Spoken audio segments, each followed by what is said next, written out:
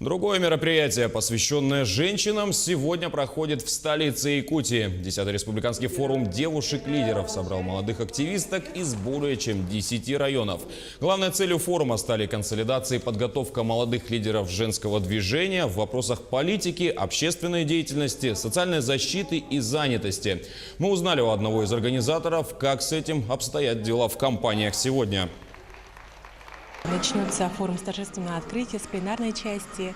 И дальше уже участники смогут посетить переговорные площадки по таким направлениям, как семья, опора, счастье, основа предпринимательства, красота и здоровье, мир счастливых детей и международное сотрудничество. По итогам каждой секции будет принята резолюция, мини-резолюции, которые мы все озвучим на заключительной части, на пленарном заседании заключительном, где примем общую резолюцию нашего форума.